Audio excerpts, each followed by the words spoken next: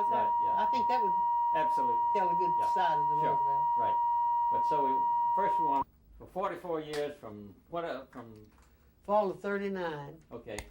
Till Start off then. June Now. of 82. Okay. Now. I went on the staff of the Amalgamated Clothing Workers in the fall of 1939 and retired in June of 82. That was, I guess, the most happiest time. I found that this is a union that had plans. And you had good direction, which was pretty well left up to your own devices, but you had directions. You had someone you could go to when you needed question answered. And you was furnished anything you needed to educate you to the ways of the industry and so on. And I started off as an organizer. My first assignment was in Greenville, South Carolina, at the Wings Shirt Factory, one of the biggest shirt factories in the country. And I was there just a little while when they had been trying to organize the Clinton Peabody Arab plants. And the cutters in Troy, New York, where the main headquarters was, had been organized for a good long while. And they never could get the rest of the workers to organize. In fact, some of the cutters used to spend their vacation and come to Atlanta to try to help organize the Atlanta plant. Pete Zubel and Ed Duval. Well, I was sent to Atlanta. And there I found, in Atlanta, here's the Irish Shirt Company, who was the biggest shirt manufacturers. They didn't depend on blue-collar workers for their sales. They sold to the upper class. So union labor couldn't touch them because most of the people couldn't afford an Irish shirt. I found workers in that shop making anywhere from $18 to $25 a week, driving Cadillacs. And money-wise, they were just doing fine. Here I was. I told I went to see a girl one night and lived out at Jonesboro. Now, I didn't have no car at that time.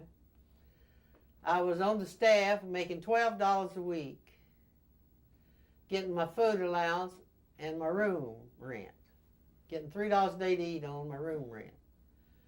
And I couldn't afford an automobile at that time. And I had to ride a streetcar or walk. Fortunately, most of the workers didn't have cars either, so you could have what we call cottage meetings. Most of the workers lived near the plant. And you could get somebody to have a meeting in their house, you could get 8 or 10, 20 workers there. And I had a room with a family out there, and they had a big living room. They let me use the living room for meetings. And, of course, a lot of them was afraid to come. They would come to another worker's house. But I went out to talk to this girl one night, and she said, Eula, I'm going to join the union because my father was a good union man. And I believe in the union because he believed in it. But I don't believe y'all can get us any more money. I believe the company's paying us all they can afford to pay us. And I said, well, I don't know. I said, I'll tell you this. We've never signed a contract without a wage increase. In fact, we'd only signed 2 in the South at that time. But I wouldn't tell no lie. We'd never signed a contract without a wage increase. And hadn't all of my lifetime with Amalgamated, we never signed a contract without some wage increase. That was one thing we insisted on. But I'll never forget the night we ratified the contract in 41. And I was somewhere up in Tennessee working, and Gladys asked me to come back for the victory celebration, celebrate the contract. And this girl came up to me and she said, Eula, you remember the night you come out and talked to me? I said, yeah. She said, I bet you thought I was crazy. I said, no, you was making more than I was. But I said, I told you the truth. But I said, did you get a wage increase? She said, Lord, yes, and a good one. She said, isn't it funny how little we knew? And I said, well, with the union, if the company says they can't give you a wage increase, you can force them to prove it. And that's the difference in taking their word. You may believe them, but if you take them on belief, then you could be selling yourself short. It's better to have proof. So that's one thing that I found out, that you don't always come out when you're organizing. You don't always tell the worker what you can get if you got a union. First, find out what they got. If they've got one more little thing to their advantage that the union don't have, they'll play that up. I don't need a union. I've got this, and the union ain't got it. The main thing that you need to, I think, need to talk to workers and they organize is your job security. And to me, that's more important today, because the way the industry is today, you don't know who you're working for. And if you don't have there's no laws can be passed to protect you. Laws are passed to, the good employers are going to do right to make they'll live up to the law. The few bad ones can destroy the whole industry. So the laws won't work. You have to have some way to deal with the boss on equal footing if you're going to. And the only way I know to do that is have a union, a free trade union. Okay, now, how have you been spending your time since you retired? Just say I didn't know what I'd do. I thought, well, the union can't do without me. I don't know what in the world the union's going to do. I always felt like I had all the answers. And I was more concerned with what was going to happen to the union than what was going to happen to me. I wouldn't be able to get my 2 cents in if somebody got off base. No, to put all of it besides, I really knew, I did not realize what pressure I was under until I did. You see, I had been a business agent for years. I was an organizer. I was a business agent. I went back on an organizing staff in the early 50s. And I had been on the organizing staff as co-director in the lower southeastern states from 55 until 76, when Charlie English asked me if I'd come over here and take over the North Alabama Area Joint Board. And I told Charlie, I said, he asked me, would I come? I said, I'll go wherever you tell me to go. I'll go anywhere. I never resigned to some place that I said, oh, I hate to go there. I always kind of look to, like my daddy told me, when you go on a job and you don't like it, try to look at something good about it instead of dwelling on the bad, and you'll get along. That's how I approached a new place I went to organize. I tried to look to the positive thing. But I came back over here in 76 and retired where I started out from. But I liked organizing, but to me, once you get a union and you can see the results of what the union can do is more satisfying. I got a letter the other day from a young man who I was instrumental in getting on the staff. And he had just settled a big case, and he sent me all these newspaper articles. And it was one of the biggest things that he had been able to do. And he had a big favor write-up in the local town paper. And he wrote me a letter and telling me, how appreciative he was that I started him off and that he wanted me to see. I wrote him back and I said, you see, Campbell, this is what makes it all worthwhile. Seeing the results you're able to help people do. See, organizers don't organize nothing. People organize, and you're just a leader and help them answer questions and help them obtain it. They have to organize. But if they'll stick together, it's like the old talking union. If you all stick together, it won't be long. You could have vacation, holiday with pay, take your wife to the seashore. And that's the key. And that is the most gratifying thing, I think. And I've never forgotten in my whole years, and no matter how high I rose in the union, or how much money I made as a staff member, I never forgot that I once worked in that mill too. And if old man Ames hadn't fired me in 1936, I might have still been in there if I'd have been living. And I've never forgotten that. And when when I was a business agent and a worker came with me, I don't care how frivolous I thought she was talking about. If she had a problem, whether it was in her mind, real or imaginary, she had a problem and I had a problem. And some way or another we had to solve that. And I have never forgotten. And the day I left, I felt just the same way about the union as the day I started out. That's the only answer for working people. Now, tell us about, just very briefly, you spend your day League of Women Voters, the Democratic Committee, this, that, all the kinds of things you got. Well, there's a lot. As I started out to say, and I got sidetracked about after I retired, I wondered, what in the world am I going to do with myself? But then I thought about all the things that I couldn't do because of moving around, that I couldn't get in the Democratic Party like I wanted to.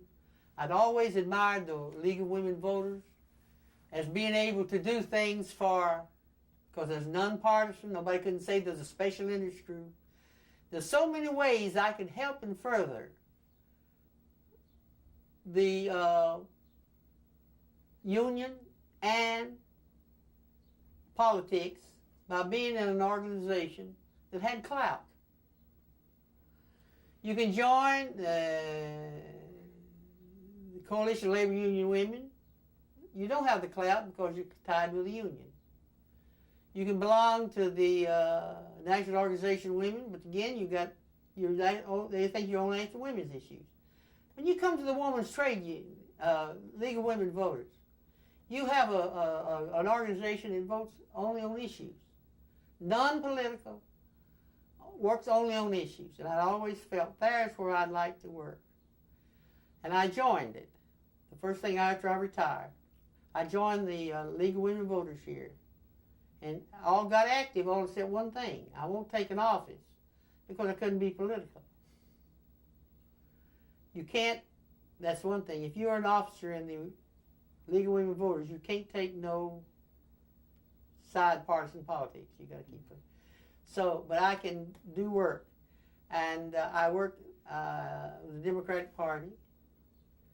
And I think that I'm working very hard with some of the people in the Democratic Party now who thinks we've got to go back to our old ways of what we stand for and quit complaining about what Republicans are doing and promote our issues, promote our program, the program that got us where we got. And so many people don't realize that young people don't know what the Democratic Party stands for. Although everything today they've got, the Democrats got it for them. They don't realize that. And if we don't tell them, they'll never know it. And if we don't tell it, nobody is. And I'm finding plenty to do. Plenty to do. Because there's a lot to be done. And I still work with Jobs with Justice.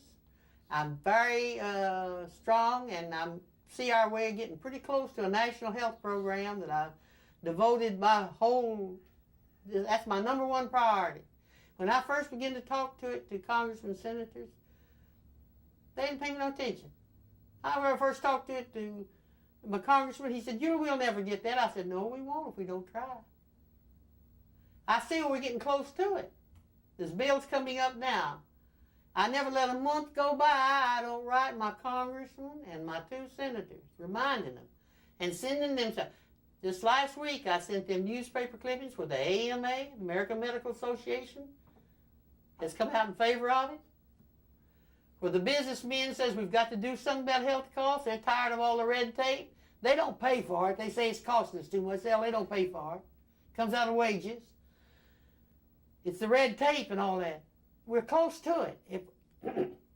If we beat down our opposition, which is the biggest American Medical Association and the business community, that only leaves the politicians we got to get on our side.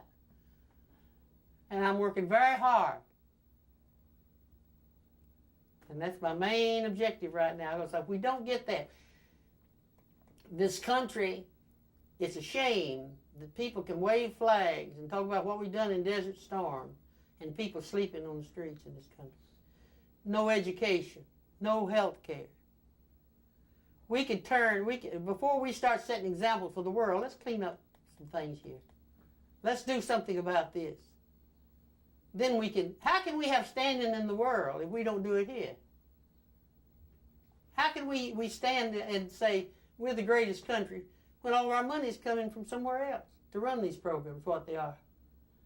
We have got to get back, the Democrats have got to get back to the basics, what they stood for all their life as a party. And like one of the guys said, we don't need two Republican parties. Okay, that's great. Okay, now, you have some. Okay. Yeah. Okay. Picture of my... Hold on a second, let me count. 1, 2, 3, 4. When you're ready. This is a picture, it was taken at a sawmill in North Georgia. It was back before I was born. I was born in 1911. I'd say around 1910. And in that picture is, I can recognize my father and my uncle, one of my mother's brothers, at a sawmill in North Georgia. This is a picture of my mother's two younger sisters, Florence and Rena. Florence Jackson and Rena Moore. This is a picture of my father and mother made about 1919 in Gadsden, Alabama. This is a picture of me dressed up like Rudolph Valentino, visiting Fairfield, Alabama around 1920. I was 14, about 1923. This is a picture of my class with our teacher, Bessie Moon, made in Gadsden, Alabama, about 1922 or 3. This is a picture of my son when he was 6 years old. See, made in Inslee, Alabama. This is a picture of the textile organizer, Albert Cox, and myself, and his bodyguard, Clyde Ware, made in our front yard in Inslee. This is a picture of part of a parade held in Cordova, Alabama in 1936.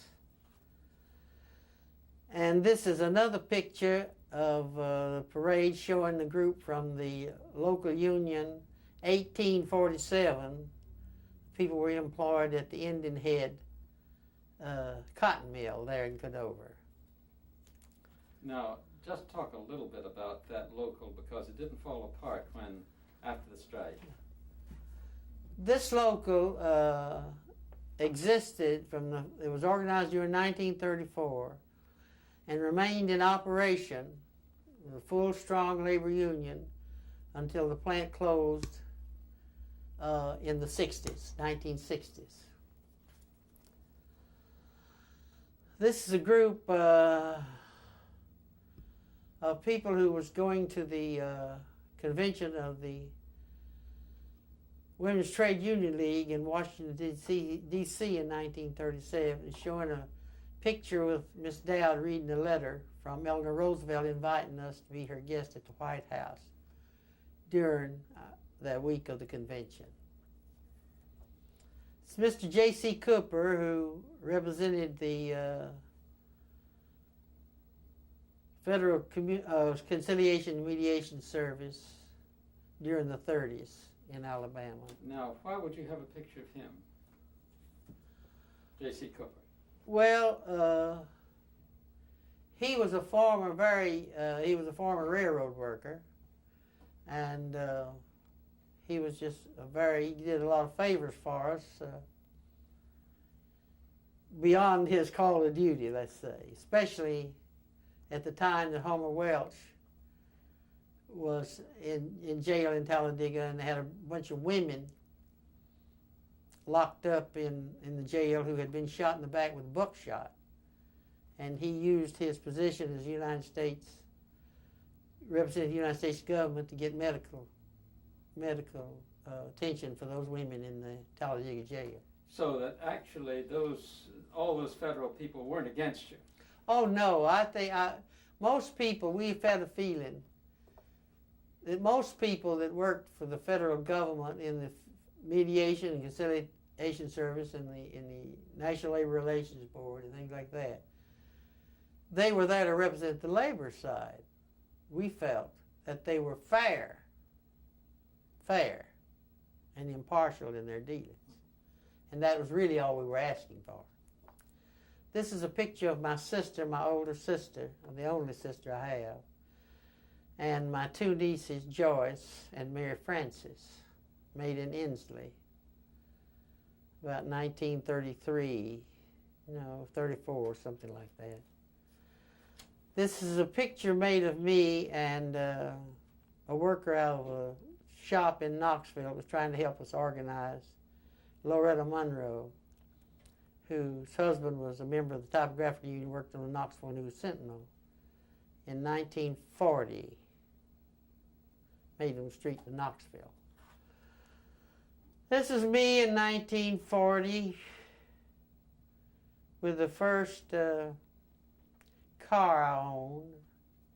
And if you'll notice there, we was rationing gasoline, and I had a C license. That meant 10 gallons a week for a Buick. And I never was able to get an A card until we were able to get some people from the labor unions on the War Rationing Board. This is a picture of me speaking on behalf of Organizing the South at a convention of the Amalgamated Clothing Workers of America in 1946 in Atlantic City.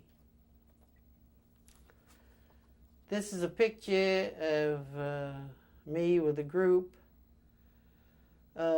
Sidney Hillman and Philip Murray, who was then head of the CIO, and Jacob S. Fatofsky, who was executive vice president of the Amalgamated, and two delegates from Texas at the 1946 convention in Atlantic City of the Amalgamated Clothing Workers of America. This is two union officers of Local 525 in Huntington, Tennessee. Made it a installation of officers we had, and notice our beautiful corsages. One is shop chair lady Minnie Hogue on the left, and myself in the middle, and Donnie Van Cleve, who was executive board member, on the right. This is a picture made at the convention in 1946 of the Amalgamated Clothing and Textile Workers Union. I can identify everyone except the young man on the right. I left. I remember his face. I can't say his name. But then I'm next to him, and then August Sperendio is in the middle, and Ida Mae McAfee and Otis Doggett. And this was made at the Amalgamated Convention, I would say, I think it was the 46th convention too. I think that picture was made at the 46th convention in front of the education booth. This is a picture of myself and one of the strikers made at a strike we had in Newberry, South Carolina in 1954 at the Newberry Garment Plant. And the union's still in existence there, local. This is a group picture with Christa Lee Sutton, who is the Stevens worker that the picture Norman Ray was made of. We had a news conference on the strike, boycott, J.P. Stevens boycott, and it is a delegation of people from our local and staff, along with Christa Sutton. So look just like the camera and tell me what you think about Norma Ray, that film. To start off with the Norma Ray, the film. I think it was one of the best films. No, you want to start. Oh, the picture Norma Ray, so many times, I don't know why, I have not ever been too happy with any pictures made about labor unions for the commercial market. On the Waterfront, I thought was terrible. And that other one about the Teamsters. Norma Ray come closest. That's a good word, ain't it, closest? Come the closest to representing really how a campaign was carried on, although I know it was dramatized to a certain extent. The guy who played the organizer, I thought, came over more like a real organizer than any picture I had seen. What about Mate One? Did you ever see the movie Mate One?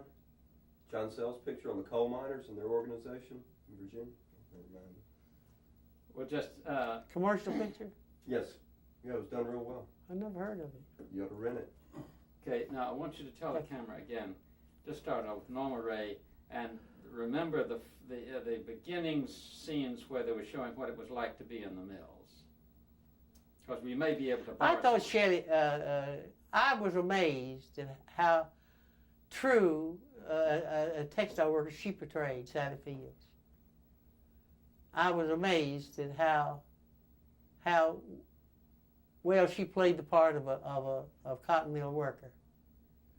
And her father, the man who played her father too. I thought it was real true to and the mill. Of course, it was made down here in Opelika in a union mill, and they had free run.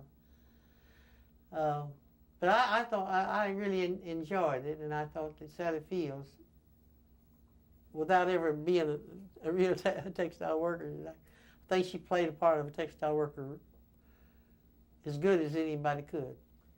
Now, they showed what it was like, the lint, the heat, and so forth and so on. And we, as I said, we may be able to borrow a little bit of that footage.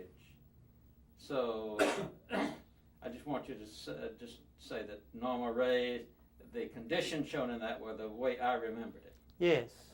Oh, it was worse than the mill I worked in. The picture Norma Ray portrayed, especially humidifiers blowing, because a lot of people don't know that you have to keep the humidity in the plant at a certain level in order for the yarn.